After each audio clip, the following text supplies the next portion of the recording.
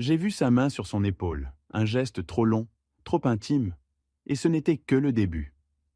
La salle de sport bougeait comme une mer en furie. Cris, haltères qui s'écrasent, métal qui grince. J'étais appuyé contre le mur, les yeux fixés sur elle qui riait. Ses yeux brillaient, mais pas pour moi. Sa paume glissa le long de sa taille, comme si c'était naturel. Elle ne se recula pas. Elle ne remarqua même pas ma présence. Mon pouls restait régulier, ma respiration lente. J'avais l'habitude d'attendre un coup de feu dans l'obscurité, d'entendre les pas de l'ennemi derrière un mur. Mais là, chaque bruit semblait plus fort. Le fer qui tombe sur le sol caoutchouté. La musique hurlante des enceintes. Un cri, encore une. Je fis un pas en avant. Un instant, il me vit. Son sourire ne faiblit pas, au contraire. Il s'élargit, presque provocateur. Ses yeux à elle, eux, tombèrent vers le sol. Elle savait. « Salut » dit-il fort, pour que tout le monde entende. « Ta femme progresse vite ?» Une vraie athlète. Je le fixais droit dans les yeux. Je ne disais rien. Mon silence portait une menace qu'il n'était pas encore capable de lire. Un haltère s'écrasa près de nous. Quelqu'un jura. La foule formait un cercle invisible, sans bouger. L'espace se rétrécissait. J'entendais mon cœur battre comme un tambour sourd. Je me tournai vers elle. « On rentre ?» Ma voix était presque calme. Elle entr'ouvrit les lèvres, comme pour s'expliquer, mais aucun mot n'en sortit. Lui posa sa main sur son coude. Un geste minuscule, mais qui me trancha les yeux comme une lame. Je sortis le premier. La porte de la salle claqua derrière moi, laissant le vacarme enfermé à l'intérieur. Dehors, l'air froid me brûlait les poumons. Je marchais dans la rue et soudain je compris. Ce n'était pas un hasard, ni un malentendu. C'était une pièce de théâtre, et on m'avait donné le rôle du spectateur silencieux. Alors je me suis demandé, quand tout avait-il commencé ? Quand la fissure dans son regard s'était-elle changée en gouffre ? Quand avais-je cessé d'être celui qu'elle regardait comme elle venait de le regarder, lui ? J'ai commencé à réfléchir à quand tout avait commencé. J'ai vu sa main sur son épaule, un geste trop long, trop intime. Et ce n'était que le début. La salle de sport bougeait comme une mer en furie. Cris, haltères qui s'écrasent, métal qui grince. J'étais appuyé contre le mur, les yeux fixés sur elle qui riait. Ses yeux brillaient, mais pas pour moi. Sa paume glissa le long de sa taille, comme si c'était naturel. Elle ne se recula pas. Elle ne remarqua même pas ma présence. Mon pouls restait régulier, ma respiration lente.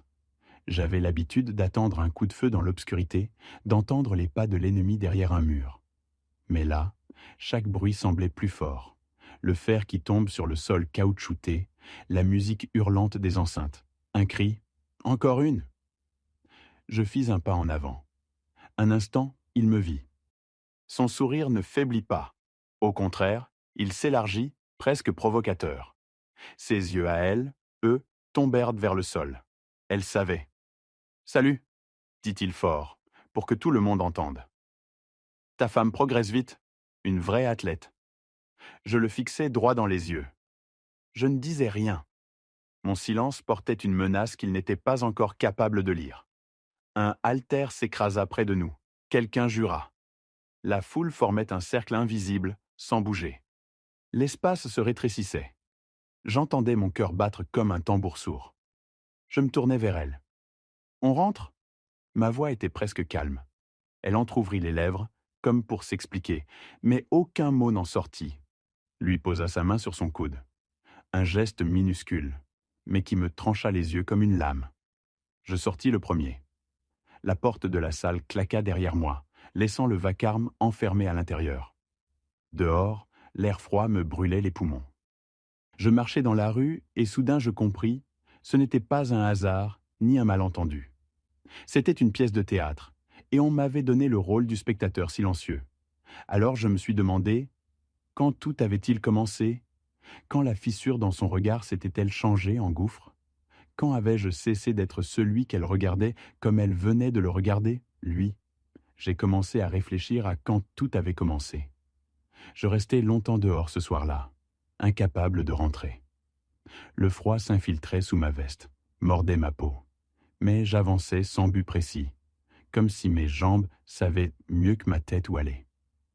Les lampadaires dessinaient des cercles de lumière jaune sur le trottoir. Je n'avais pas de plan, pas de stratégie, juste un poids dans la poitrine, lourd, silencieux.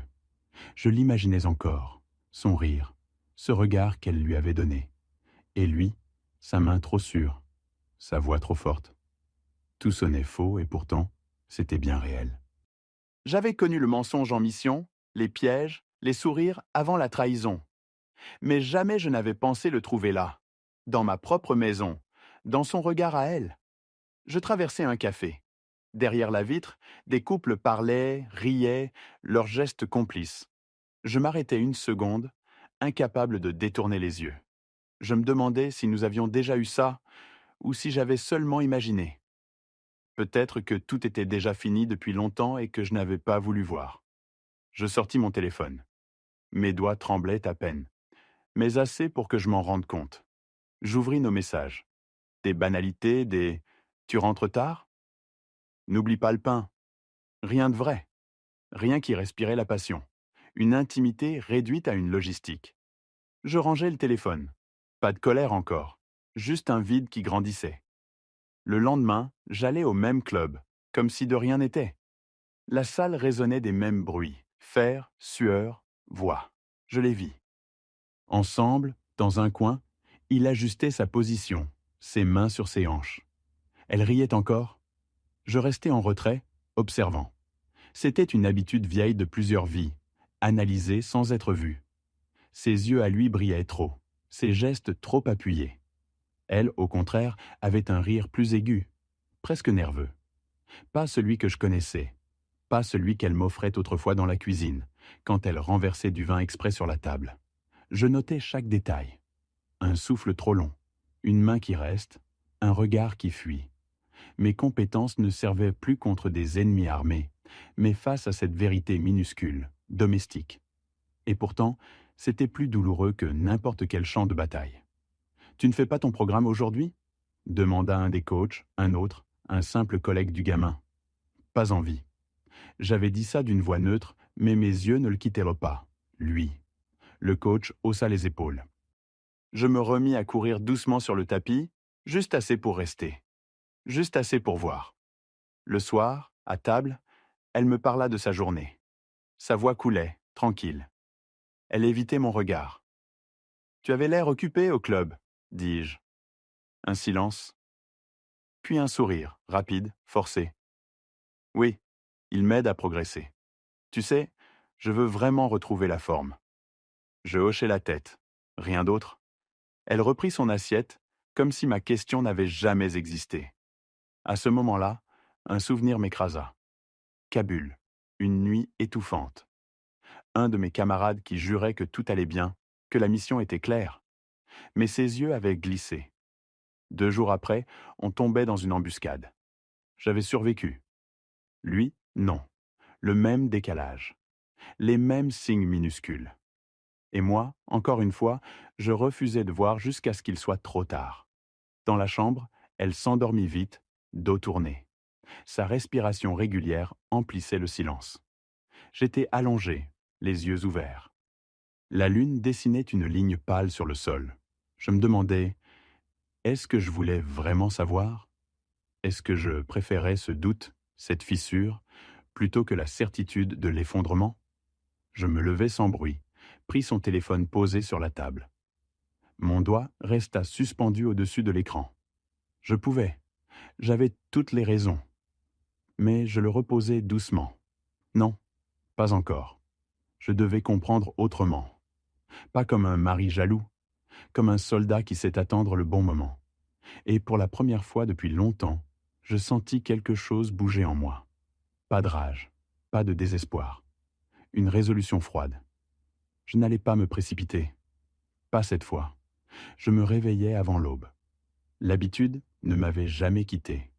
L'œil ouvert avant le premier bruit, le corps tendu avant le jour. Mais cette fois, ce n'était pas la mission qui me tirait du sommeil. C'était elle. Son dos tourné, sa respiration tranquille, trop tranquille, comme une façade. Je restais immobile, comptant chaque inspiration. Puis je me levai, glissai mes pieds dans mes chaussures et sortis de la chambre. Dans le salon, la lumière bleutée de son ordinateur portable s'éteignait brusquement. Elle l'avait laissé en veille. L'écran réclama un mot de passe. J'esquissai un sourire amer. Bien sûr, elle avait commencé à verrouiller ses secrets. Je fis du café, noir, amer. Le liquide brûlait ma gorge, mais il m'aidait à rester concentré.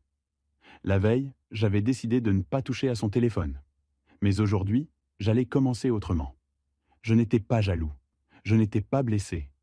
J'étais en opération. Au club, je choisis ma position. Pas au hasard. Un angle mort des caméras, mais avec une vue parfaite sur eux. Elle courait sur le tapis. Lui, près d'elle, feignait de donner des instructions. J'observais la distance entre leurs corps. Trop proches. Leurs regards. Trop longs. Je pris des notes mentales. Leurs horaires. Leurs pauses. À quel moment ils se retrouvaient seuls? Les habitudes se dessinaient comme une carte d'embuscade. À un moment, il passa derrière elle, corrigeant sa posture. Sa main effleura sa taille, ses hanches. Je serrai la mâchoire. Personne d'autre ne réagit. La salle entière vivait dans le bruit et la sueur, aveugle à ce qui se jouait devant moi. Je descendis de la machine, m'approchai. « Tu as fini ?» Ma voix coupa net. Elle sursauta. Ses joues s'empourprèrent. « Oui. » « Presque ?» Lui, il me regarda avec un sourire en coin. « Ta femme est vraiment déterminée. Rare de voir ça. » J'inclinai la tête. Un geste minuscule, mais mes yeux restèrent plantés dans les siens une seconde de trop. Assez pour qu'il comprenne que je ne jouais pas à ce jeu. Je sortis, laissant derrière moi la chaleur étouffante du club. L'après-midi, je rencontrai Mathieu, un ancien camarade de régiment devenu détective privé. On s'était retrouvés par hasard 2 mois plus tôt. Il avait gardé la même manière de s'asseoir, jambes écartées, dos droit, regard qui ne lâchait rien. « Tu crois qu'elle te trompe ?» demanda-t-il sans détour, après m'avoir écouté. Je baissai la tête. « Je ne crois pas. Je sais. Mais je veux des preuves. Pas une scène de jalousie. Pas une dispute inutile. Je veux la vérité, et je veux qu'il la voie sans tomber. » Il hocha lentement la tête. « Tu as changé. Avant, tu aurais déjà cassé la gueule du gamin. » Un mince sourire me traversa. « Justement, c'est fini ça. Je ne frappe plus dans le vide. Nous convînmes d'un plan. Observation discrète. Pas d'affrontement immédiat. Collecter, patienter. J'avais mené des missions entières dans l'ombre, attendant des semaines pour une seule action. J'étais prêt à refaire la même chose. Le soir, je rentrais plus tard. Elle était à la cuisine, les écouteurs dans les oreilles. Elle retira un côté quand elle me vit. « Tu rentres tard. »« Oui, » répondis-je simplement.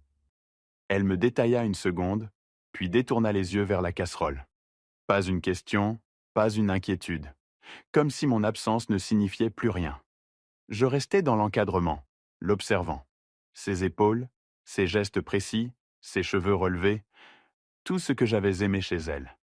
Et pourtant, tout sonnait creux, comme une copie de notre vie d'avant. Un instant, j'eus envie de lui poser la question frontalement.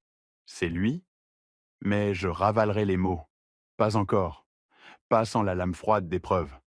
La nuit suivante, je fis ma première micro-revanche. Rien de violent, juste une graine. Elle avait laissé son sac dans le salon. Dedans, sa serviette de sport, une bouteille d'eau et une petite carte d'abonnement supplémentaire. Avec son prénom, mais une signature qui n'était pas la sienne. Je la reposai exactement où elle était. Mais le lendemain matin, je lui dis en partant « N'oublie pas ta carte ?» Elle me regarda, figée, une seconde trop longue. « Oui, bien sûr. » Et je partis, un goût métallique sur la langue. Je n'étais plus seulement le mari trompé. Je redevenais ce que j'avais toujours été, un soldat. Chaque geste devenait un calcul, chaque silence, une arme. Je savais une chose désormais. Je n'attendrais pas qu'elle m'avoue. J'allais les forcer à se trahir, devant tout le monde. Et pour la première fois depuis des semaines, je sentis la peur changer de camp. Je me réveillai avant l'aube. L'habitude ne m'avait jamais quitté.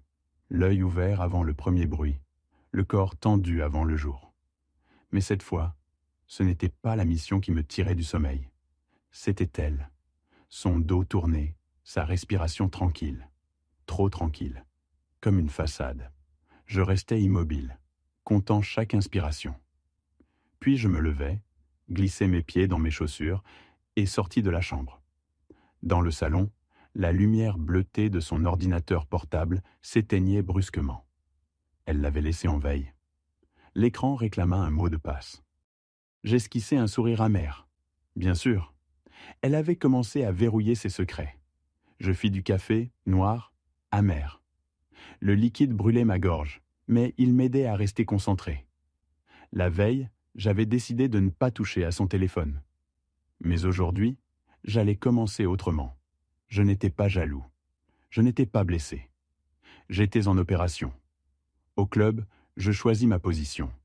Pas au hasard. Un angle mort des caméras, mais avec une vue parfaite sur eux. Elle courait sur le tapis. Lui, près d'elle, feignait de donner des instructions. J'observais la distance entre leurs corps. Trop proche. Leurs regards. Trop long. Je pris des notes mentales. Leurs horaires, leurs pauses. À quel moment ils se retrouvaient en seuls. Les habitudes se dessinaient comme une carte d'embuscade. À un moment, il passa derrière elle, corrigeant sa posture. Sa main effleura sa taille, ses hanches. Je serrai la mâchoire. Personne d'autre ne réagit. La salle entière vivait dans le bruit et la sueur, aveugle à ce qui se jouait devant moi. Je descendis de la machine, m'approchai. « Tu as fini ?» Ma voix coupa net. Elle sursauta.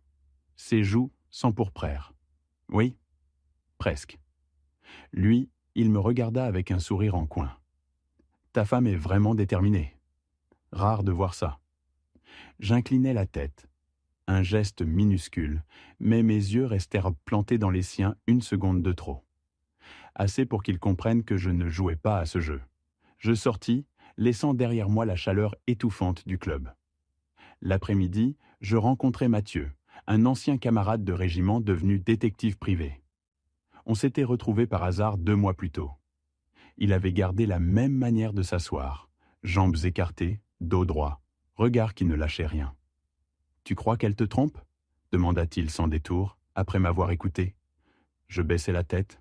« Je ne crois pas. Je sais. Mais je veux des preuves. Pas une scène de jalousie. Pas une dispute inutile. Je veux la vérité, et je veux qu'il la voie tomber. » Il hocha lentement la tête. « Tu as changé. Avant, tu aurais déjà cassé la gueule du gamin. » Un mince sourire me traversa. « Justement, c'est fini ça. Je ne frappe plus dans le vide. Nous convînmes d'un plan. Observation discrète. Pas d'affrontement immédiat. Collecter, patienter. J'avais mené des missions entières dans l'ombre, attendant des semaines pour une seule action. J'étais prêt à refaire la même chose. Le soir, je rentrais plus tard. Elle était à la cuisine, les écouteurs dans les oreilles. Elle retira un côté quand elle me vit. « Tu rentres tard. »« Oui, » répondis-je simplement. Elle me détailla une seconde, puis détourna les yeux vers la casserole. Pas une question, pas une inquiétude. Comme si mon absence ne signifiait plus rien. Je restais dans l'encadrement, l'observant. Ses épaules, ses gestes précis, ses cheveux relevés, tout ce que j'avais aimé chez elle. Et pourtant, tout sonnait creux, comme une copie de notre vie d'avant. Un instant, j'eus envie de lui poser la question frontalement. C'est lui ? Mais je ravalerai les mots. Pas encore. Pas sans la lame froide d'épreuve. La nuit suivante, je fis ma première micro-revanche. Rien de violent, juste une graine. Elle avait laissé son sac dans le salon. Dedans, sa serviette de sport, une bouteille d'eau et une petite carte d'abonnement supplémentaire. Avec son prénom, mais une signature qui n'était pas la sienne. Je la reposai exactement où elle était. Mais le lendemain matin, je lui dis en partant, « N'oublie pas ta carte. » Elle me regarda, figée, une seconde trop longue. « Oui, bien sûr. » Et je partis, un goût métallique sur la langue. Je n'étais plus seulement le mari trompé, je redevenais ce que j'avais toujours été, un soldat. Chaque geste devenait un calcul, chaque silence, une arme. Je savais une chose désormais, je n'attendrais pas qu'elle m'avoue. J'allais les forcer à se trahir, devant tout le monde. Et pour la première fois depuis des semaines, je sentis la peur changer de camp. Je croyais être prêt. Je croyais avoir repris le contrôle. Mais rien ne préparait à la brutalité de l'humiliation. C'était un vendredi soir. La salle de sport était bondée, pleine de jeunes, de sueur et de musique. J'étais venu sans prévenir, comme un spectateur invisible. Mais ce soir-là, il m'avait vu entrer. Et cette fois, il avait décidé de jouer devant moi. Elle faisait des squats, lui derrière elle, trop près, ses mains sur ses hanches. Il l'encourageait bruyamment, sa voix couvrant la musique. « Allez, montre-lui ce que tu sais faire !» La phrase claqua comme un coup de feu. Les têtes se tournèrent. Des regards se posèrent sur moi. Lui souriait, sûr de sa force, sûr de son territoire. Elle, écarlate, ne disait rien. Je fis un pas en avant. Je sentais les muscles de mes bras se tendre, l'envie brute de l'écraser contre le mur. Mais je m'arrêtai. Je savais, un geste, et je perdais tout. Lui, il gagnait. Il le savait aussi. « Tu vois ?» lança-t-il aux autres autour. Même son mari vient vérifier le progrès. Un rire étouffé monta dans le groupe. J'entendis mon propre souffle comme une tempête dans mes oreilles. Je sortis sans un mot.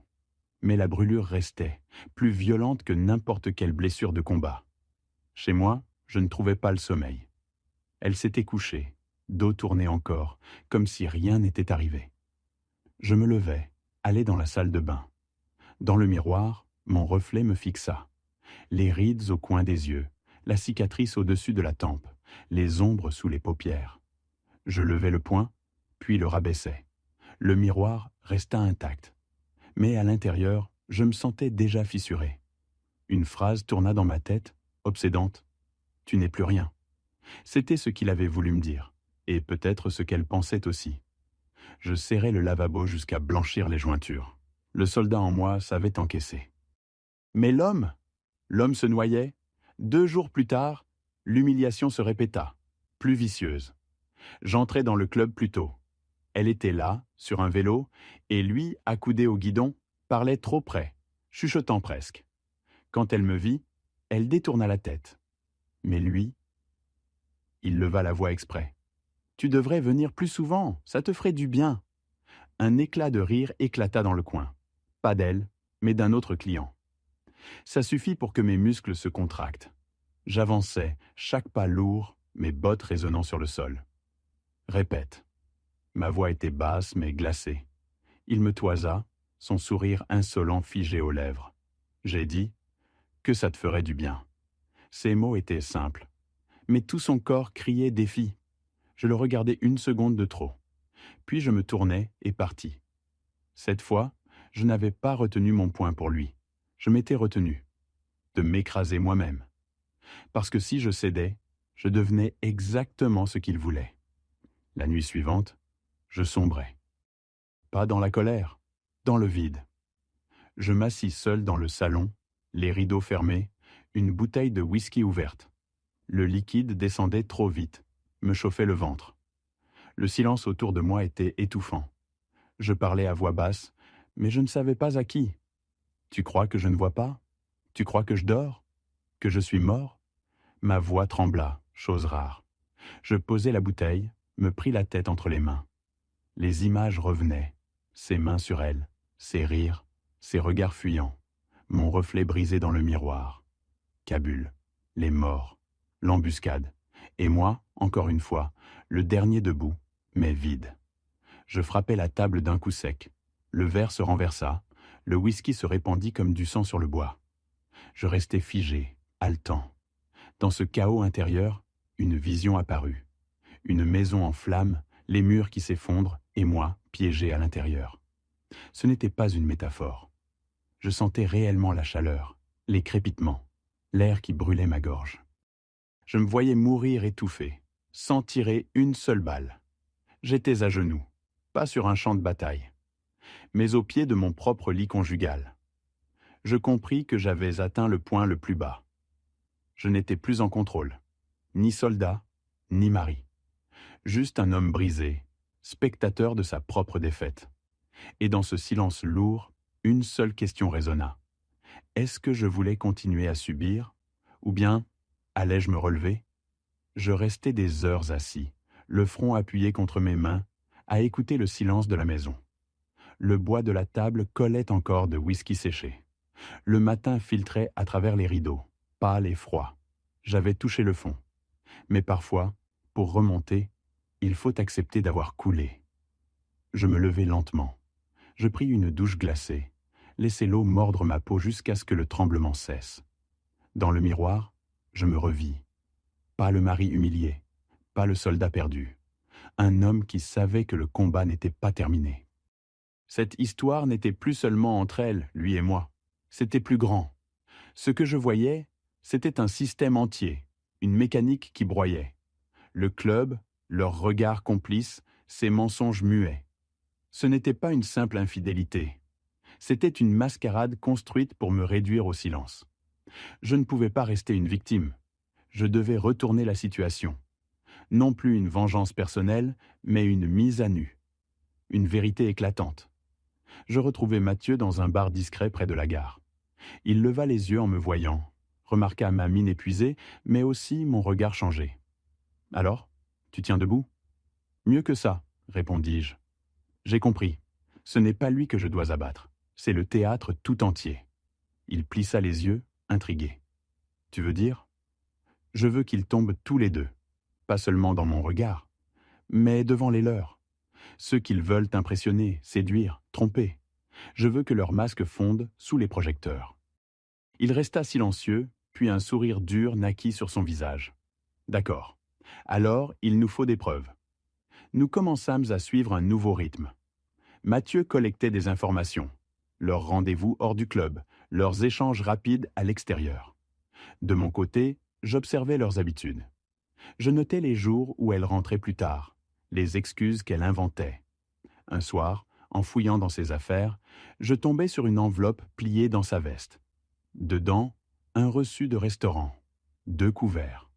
Pas de nom, mais l'écriture du serveur indiquait « Table 14 ». Je reconnaissais le lieu, un bistrot en centre-ville, fréquenté par leurs collègues du club. Je refermai l'enveloppe. La pièce manquante du puzzle venait d'apparaître. Elle ne se cachait pas seulement. Elle osait s'exposer dans des endroits où tout le monde pouvait les voir. C'était pire qu'un mensonge. C'était une provocation silencieuse. Je commençais à changer de posture à la maison. Pas de cris, pas de reproches, mais un silence plus pesant, plus calculé. Quand elle rentrait, je ne posais plus de questions. Quand elle parlait, je répondais par monosyllabes. Elle, au début, ne réagit pas. Puis je vis ses gestes se raidir, son regard glisser. Elle commençait à sentir que quelque chose lui échappait. Une nuit, alors qu'elle croyait que je dormais, elle quitta la chambre pour téléphoner dans le salon. Sa voix basse, ses phrases hachées. Non, pas ce soir. Il doute? Oui, je sais. Mais bientôt? Je me levai, pieds nus, m'approchai sans bruit. Son ombre se dessinait contre la lumière du téléphone. Elle tremblait en parlant. Pas d'amour dans sa voix, de la peur. Alors je compris. Ce n'était pas seulement elle qui cherchait une échappatoire. Lui, le jeune entraîneur, cherchait à la posséder tout entière, à l'éloigner de moi pour la mettre sous sa coupe. Elle n'était pas seulement infidèle, elle devenait prisonnière. Le lendemain, j'appelai Mathieu. « Ce n'est pas qu'une affaire de couple. Ce type veut la contrôler. Il la tient. »« Alors c'est pire que prévu, » répondit-il. « On ne dévoile pas juste une trahison, on arrache une emprise. » Ces mots résonnèrent. C'était devenu clair. Je n'étais pas seulement l'homme trompé, j'étais celui qui devait arrêter une dérive avant qu'elle ne détruise tout. La pièce manquante arriva plus vite que prévu. Mathieu m'envoya une photo, eux deux sortant ensemble d'un hôtel discret à la périphérie. Mais ce n'était pas la photo qui m'arrêta. C'était son visage à elle, fermé, pas de rire, pas de complicité. Un masque crispé, comme une femme qui subissait plus qu'elle ne choisissait. Je fixai l'image longtemps. La colère que j'attendais ne vint pas. À la place, une froide clarté. Il fallait que je frappe juste. Pas pour l'humilier elle, mais pour couper la main de celui qui croyait pouvoir me voler ma vie. Je passais la soirée dans le noir, assis près de la fenêtre, à regarder les passants. Une certitude nouvelle se formait. Il ne s'agissait plus de sauver mon mariage. Il était déjà mort. Il ne s'agissait plus de ma fierté. Elle renaîtrait seule. Non. Il s'agissait de mettre fin à son jeu, et de le faire là où il croyait être invincible, sous les yeux de ceux qui l'admiraient. Pour la première fois depuis des semaines, un calme glacé m'envahit. Je n'allais pas détruire en silence. Je préparais une exécution publique. Je passais la semaine suivante dans un état d'alerte glacée.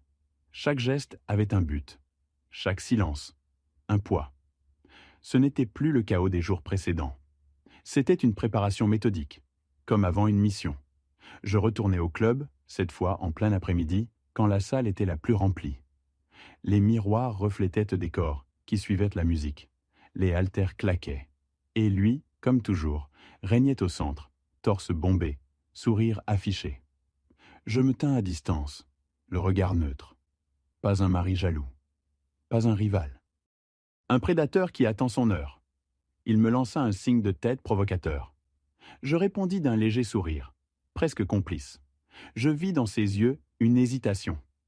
Pour la première fois, il ne lisait plus ma colère. Il n'arrivait pas à deviner ce que je préparais. Et ça, c'était déjà une victoire. Le soir, je retrouvai Mathieu dans un appartement discret qu'il utilisait comme planque. Il avait étalé sur la table des photos, des notes, des relevés. Il ne se cache plus, dit-il en me montrant une série d'images. Mais regarde son visage. Elle n'est pas libre. Je m'assis, étudiant chaque détail. Les épaules crispées, le regard fuyant, les lèvres serrées. Oui, elle riait quand il la tenait devant les autres. Mais seule, elle se refermait. C'est un gamin, dis-je, mais il sait manipuler. Elle croit qu'elle contrôle. En vérité, elle est déjà piégée. Mathieu me fixa. Tu comptes faire quoi? Je pris une inspiration. Pas de violence, pas de coups bas. Je vais utiliser ce qu'il aime le plus, la foule. Il vit pour l'admiration. Je vais l'étouffer sous leurs yeux. Un silence, puis Mathieu hocha la tête. Alors il nous faut un témoin, ou plusieurs. 2 jours plus tard, j'entamai la seconde étape. J'avais remarqué une jeune femme au club, Claire, qui regardait souvent le coach avec une méfiance visible. J'attendis le bon moment, près des casiers. « Il te plaît pas, hein ?» murmurai-je en m'asseyant près d'elle. Elle me dévisagea, surprise. Lui, pfff, il se croit irrésistible. Il drague tout ce qui bouge. Je hochai la tête. Tu n'es pas la seule à le voir. Elle hésita, puis ajouta. J'ai vu ta femme avec lui. Je suis désolé. Je la fixai, droit dans les yeux. Tu verras bientôt qui il est vraiment, mais j'aurai besoin que tu sois là. Elle resta muette, mais je lus dans son regard une flamme. Pas de la pitié, de la curiosité, peut-être même un désir de justice. Le plan prit forme. J'avais choisi un moment précis, une soirée spéciale au club, un entraînement collectif ouvert au public avec musique, projecteurs et caméras pour les réseaux sociaux. Lui adorait ces moments, se mettant au centre comme un coq entouré de ses disciples. C'était là que je le briserais. Je préparais mon corps. Pas pour me battre, mais pour dominer. Course, poids, mouvement. Chaque matin, chaque soir. Non pas pour elle, pas pour lui, pour moi. Je voulais que, ce jour-là, mon calme soit plus tranchant que n'importe quel cri. À la maison, elle sentit le changement.